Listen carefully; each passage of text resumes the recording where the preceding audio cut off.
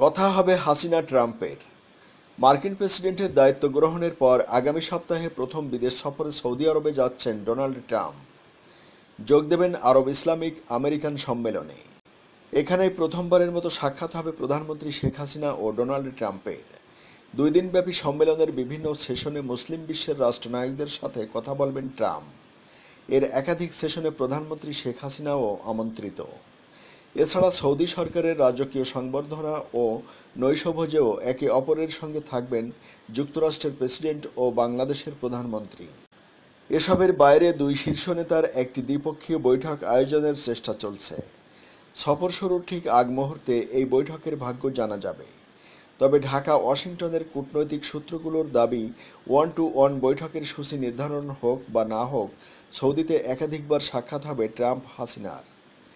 ঢাকায় কূটনৈতিক সূত্রে জানা গেছে, সম্মেলন উপলক্ষে সৌদি বাদশাহ সালমান বিন আবদুল আজিজ আল সৌদের আমন্ত্রণে 20 মে প্রধানমন্ত্রী 3 দিনের সফরে সৌদি আরবে যাবেন।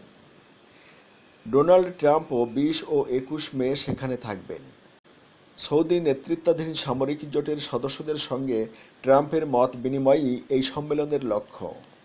এ কারণে জোটভুক্ত 41 দেশের সরকার ও রাষ্ট্রপ্রধানদের আমন্ত্রণ জানিয়েছে দেশটি। ইতিমধ্যে 2 ডজন সরকার ও রাষ্ট্রপ্রধান সৌদি সফরের বিষয়টি নিশ্চিত করেছেন। বাংলাদেশ ছাড়াও Jordan, Algeria, Niger, Yemen, Morocco, তুরস্ক, পাকিস্তান, ইরাক, তিউনিসিয়া, সংযুক্ত আরব আমিরাতের নেতারা যোগ দিচ্ছেন।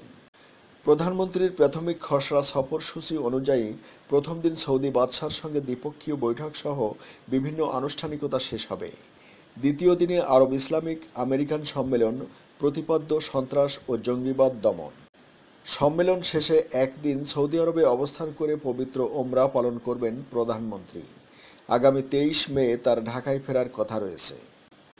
জানা যায়, সৌদি আরব 2015 সালের ডিসেম্বরে সন্ত্রাসের বিরুদ্ধে লড়াইয়ে মুসলিম দেশগুলোর সমন্বয়ে সামরিক জোট ঘোষণা করে। শুরু থেকে এই জোটে আছে বাংলাদেশ। জোটের বেসামরিক অংশে বাংলাদেশ সহযোগিতা দিয়ে যাবে।